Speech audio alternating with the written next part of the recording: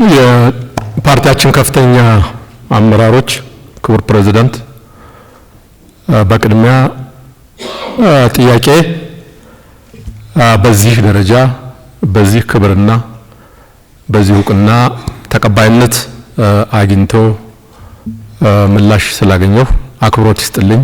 በጣም ደስተኛ ነኝ። በጣም እድለኛም ነኝ። ሁለተኛ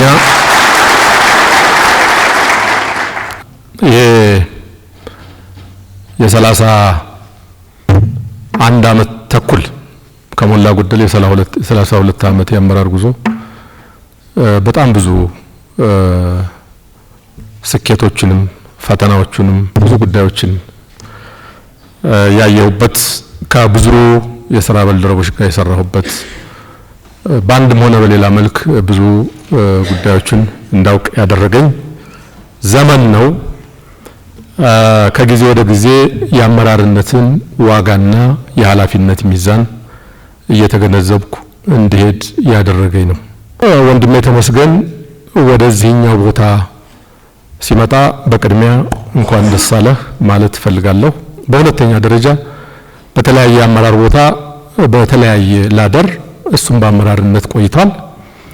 ደግሞ የበለጠ ኃላፊነትና አድማሱን ያሰፋ ተልእኮ ስለሆነ ያንን በሚመጥን አመራር ወደ ላይ ካለ ጋር ተከባብሮ አቅጣጫን ጠብቆ ተጠሪነትን አክብሮ መምራት ወደ ታች ያለን ኮሊግና አመራር ደግሞ ማዳመጥና ኃይል ማሰባሰብ ሜንተር ማድረግ የበለጠው ጥበብ ነው ብዬ አስባለሁ። መጣር ይገባል እላለሁ። መልካም የሥራ ጊዜ ይሁንልህ ይሁንላችሁ። እጅግ በጣም አመሰግናለሁ። በጣም አመሰግናለሁ።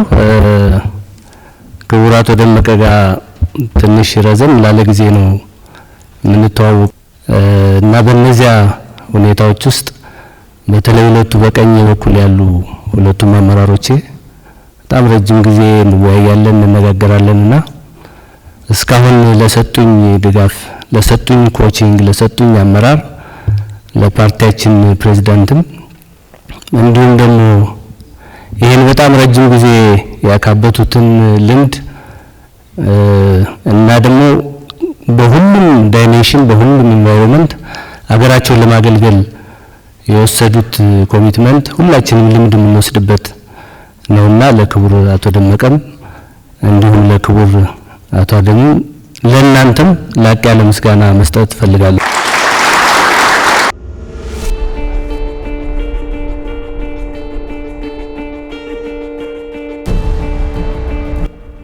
ክቡር አቶ ደመቀ በጣም እድለኛ ሰው ነው። በኢትዮጵያ ታሪክ ውስጥ ረዘም ላለ ጊዜ በጣም በርካታ የመንግስት የሥራ ኃላፊነት ወስዶ ያገለገለ ሰው ነው። በመንግስቱ ኃይለማርያም ዘመን የነበሩ ሰዎች እንደሱ አይነት እድል አላገኙም። በኢህአዴግ ዘመን የነበሩ ሰዎች እንደሱ አይነት እድል አላገኙም። ላጠረ ጊዜ ያገለግሉ ቢሆን እንደሱ ረዘም ላለ ጊዜ በከፍተኛ የሥራ ኃላፊነት ማገልገል አልቻሉም። በዚህ ሁሉ ውስጥ እስካሁን እንደምታዩት አቅሙ በፈቀደ መጠን ፓርቲያችንን አገራችንን ለማገልገል ከፍተኛ ጥረት አድርጓል። ከሁሉ በላይ ደመቀ ብልጽግና በሪቮሉሽን አያምንም፣ በሪፎርም ያምናል ያልነው ምልክታችን ነው።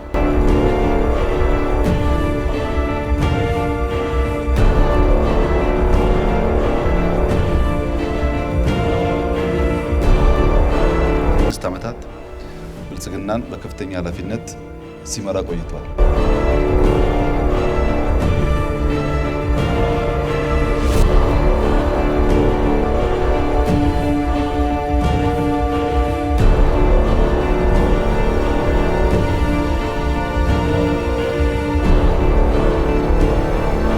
የብልጽግና መስራች የብልጽግና መሪ የነበረ ሰው ነው። ብልጽግና እስካለ ድረስ ስሙና ታሪኩ የሚቀጥል ይሆናል።